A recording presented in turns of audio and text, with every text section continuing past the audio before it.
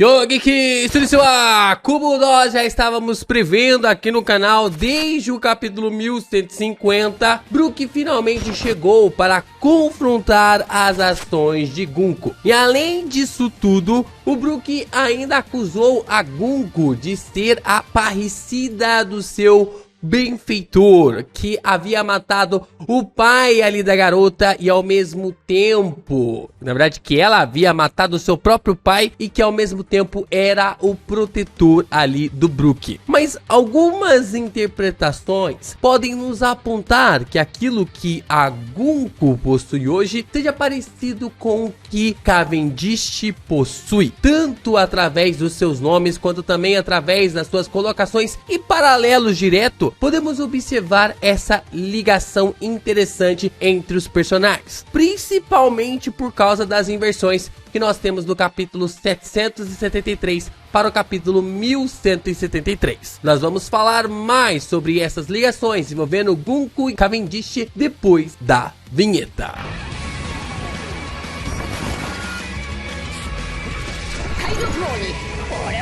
Cavendish é um tipo de personagem que realmente não esperava muita coisa dele na época que eu estava acompanhando a saga de Dressrosa. Eu ainda não tinha acompanhado a saga pelo mangá, eu vi Dressrosa pela animação. Sim, eu passei por essa tortura que foi acompanhar Dressrosa através da animação de One Piece, mas eu esperava que o Cavendish fosse um nobre escroto, alguém que era um mimadinho, um cara realmente assim, fora dos padrões que nós estamos acostumados entre os Mugiwaras. Só que o Cavendish foi uma grata surpresa, porque ele acabou meio que se tornando um personagem extremamente grato ao Chapéu de Palha, ao próprio Monkey D. Luffy.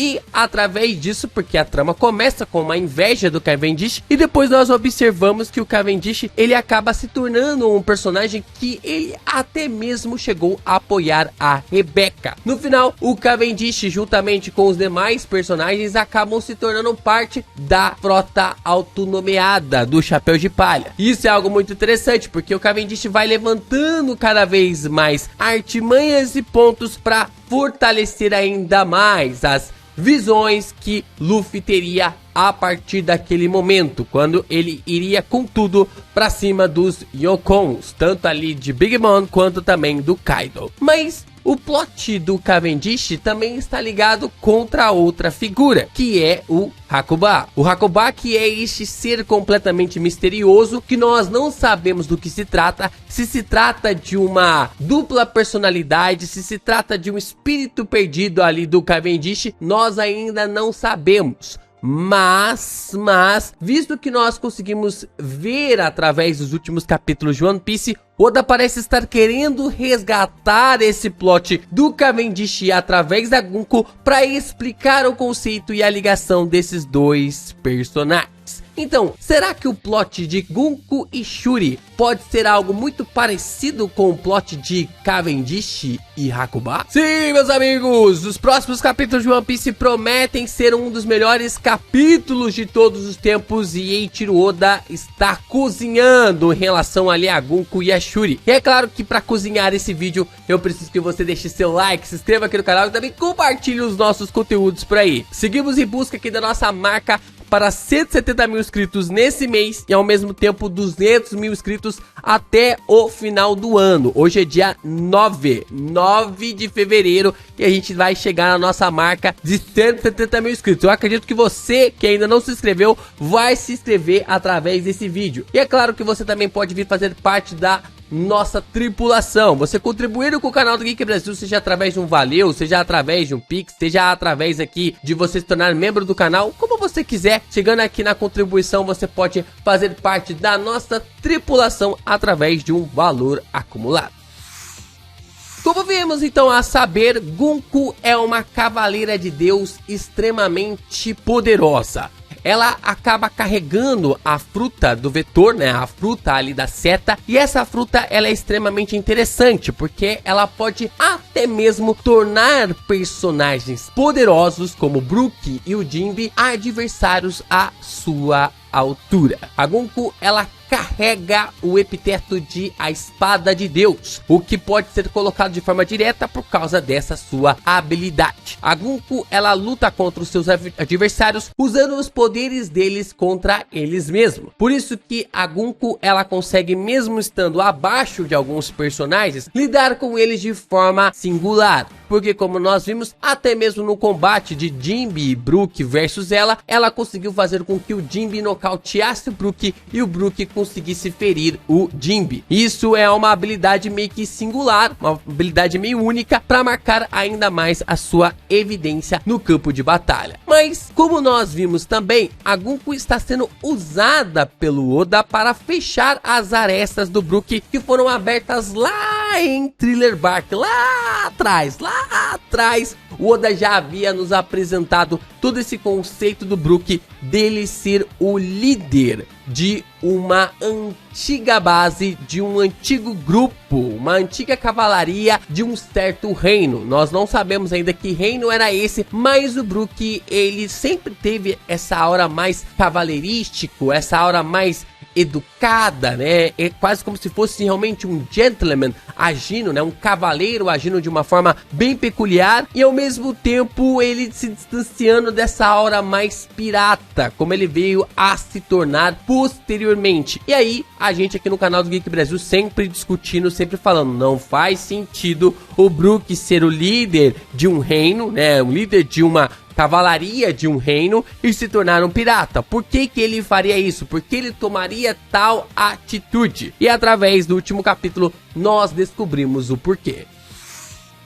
E ao encontrar então a Gunko, o Brook meio que acaba gritando ali, irritado, dizendo que ele acredita que a Gunko havia matado o seu benfeitor. Ou seja, que a Gunko havia matado o pai dela. Mas a Princesa Shuri parece não meio que tipo assim reconhecer isso, meio que tipo ficar contra o Brook, saber que está no controle ou até mesmo que suas memórias sejam afetadas. Talvez haja algo aqui que até mesmo Imu-sama não tenha conhecimento completo. Isso também porque a animosidade de Imu contra Brook tem aumentado cada vez mais. E assim a personagem ou o personagem acaba questionando ali o Brook de onde ele conhecia a Gunko, onde ele conhecia assim a Princesa Shuri. No caso, Imu não cita a Princesa Shuri, não cita esse nome, mas cita Gunko. Por quê? Essa é uma questão muito importante. Pode parecer algo muito trivial, mas é uma parada muito importante, porque Imu não chama Gunko de Shuri, mas sim chama ela de Gunko. Imu não tem essa de não chamar as pessoas pelo nome. Imu acaba chamando Saturno pelo nome, chamando ali os Gorosei pelo nome. Possivelmente chamaria ali a Shuri pelo nome se ela tivesse conhecimento, tivesse ali noção sobre esse ponto. Só que no caso, Imu também chama as pessoas pela sua vontade herdada. Isso também acontece tanto ali com o Shebek, no caso do Davy Jones, quanto também do Luffy em relação a Joy Boy. Quando reconhece as habilidades do Luffy, Imu chama por Joy Boy. Quando acaba reconhecendo as habilidades do Shebek, Imu acaba chamando ele de Davy Jones. O que remete a um ponto bem singular e importante aqui sobre as habilidades que são tratadas ali no mangá de One Piece. E através ali desse aspecto que Imu reconhece ou não reconhece os nomes das pessoas. Mas de fato, quando se trata dos Cavaleiros de Deus e dos Gorosei, Imu não tem ali dois pontos ou até mesmo duas bases para seus julgamentos de forma diferente. Ele normalmente cita os nomes sem nenhum problema. Então, por que Imu chama Gunko de Gunko e não de Shuri? Será que tem algum ponto em relação a isso? Por isso que eu volto a bater na tecla aqui de que Gunko pode ser uma dupla personalidade ou um espírito que habita o corpo ali da Shuri, da mesma forma que o Hakuba habita o corpo do Cavendish. É um paralelo bem interessante que o Oda tem feito aqui entre o Cavendish e também também a Shuri, principalmente depois do capítulo 1173. No capítulo 773 nós vimos o Cavendish, que é exatamente esse quadro, o Cavendish dividindo ali o rosto com o Hakuba. No capítulo 1173, a Gunko, ela fica na parte da frente, enquanto Imu fica ao fundo tentando controlar o corpo. É uma disputa que acontece entre os dois. De fato, aqui nós temos a Gunko e também a Shuri, da mesma forma como Cavendish tinha o Hakuba. E é um ponto muito interessante, porque isso é colocado através até mesmo dos conceitos que eles mesmos possuíam. Porque o Cavendish, ele era um príncipe que foi meio que exilado do seu reino por causa da sua selvageria, por causa ali de suas ações através do Hakuba. Da mesma forma, o reino onde a Gunko e barra ali Shuri vivia foi exterminado, foi apagado, deixou de existir por causa ali de Gunko, por causa da essência de Gunko. É uma questão bem interessante, né? E outra base que fortalece ainda mais essa questão é quando a gente começa a pensar no nome do Cavendish. O nome ali que nós observamos dos personagens de One Piece, normalmente eles são colocados em katakanas. Para quem não manja muito do idioma japonês, katakanas são bases através ali do alfabeto dos japoneses de conceitos que vêm de fora do Japão. Então são nomes, são nomenclaturas que vêm de fora do Japão, não necessariamente foram criados no Japão. Então é usado o katakana. Quando é algo criado dentro do Japão, é ali usado os kanjis ou até mesmo os hiraganas. Mas no caso, os nomes ali dos personagens em One Piece, por exemplo, como Luffy ou Cavendish, eles são usados em katakanas. Mas no caso ali para o Hakuba e também para a Gunko, o nome deles são colocados em kanji, são representados com furigana, que é a forma como a gente pronuncia tanto Gunko quanto também Hakuba, mas os seus nomes possuem kanjis, ou seja, tem algum mistério por detrás ali desses nomes. No caso, nós percebemos aqui que o significado para Hakuba seja algo como cavalo branco. Inclusive, esse kanji para branco é o mesmo usado para século vazio, ou até mesmo sobre os poderes atuais do Luffy quando ele está no Gear 5. Então a gente tem essa ligação muito precisa aqui entre Cavendish e também a Gunko. E sobre o significado do nome Gunko? O nome Gunko significa ali quase como criança do exército. O primeiro kanji que nós temos é exército e o segundo kanji é para criança. Então seria algo mais ou menos ali definido como criança do exército, o que representa bastante ali o nome, o epiteto que ela carrega como espada de Deus.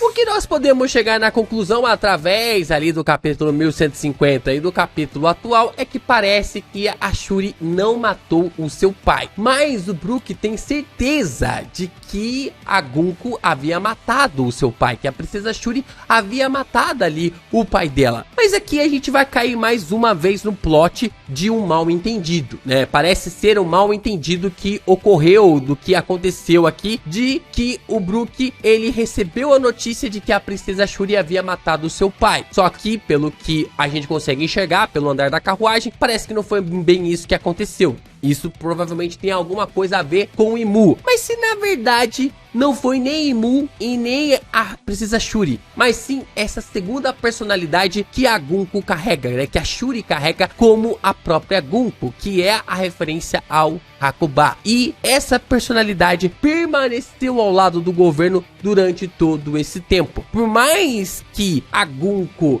tivesse características parecidas com a Shuri, ela ainda era a Gunko, ainda carregava essa personalidade, essa imagem de ter matado seu pai, de ter traído o seu reino e de ter entrado no governo mundial, sendo controlado ali por essa personalidade, da mesma forma como o Hakuba é ali capaz de controlar o corpo do Cavendish depois que ele entra em um estado de sonambulismo. Isso justificaria para nós uma coisa muito interessante, porque a Gunko, ela pode ser o espírito barra personalidade personalidade ancestral, algo muito antigo que vive na Shuri e é reconhecido por Imu, ou até mesmo servo de Imu. Lembram que quando Imu tem seus servos ou a vontade herdada de forma ali a ser algo correspondente à sua altura, Imu sempre chama pelo nome? Então talvez a Gunko carregue nessa perspectiva. Porém, Imu talvez não saiba sobre Shuri ou não conheça a Shuri, apenas a Gunko. Da forma ali de como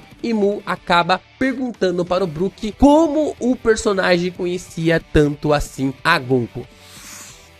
É uma questão muito interessante, né? Porque isso se liga de forma muito completa com o Cavendish. Só que existe um ponto em cima disso, porque eu acho engraçado que Cavendish é cavalo branco e Gunko é filho do exército, ou seja, um peão. Parece que Eiichiro Oda está construindo uma espécie de xadrez com esses possíveis espíritos soltos aí na trama de One Piece, principalmente ligados a essas duplas personalidades por aí.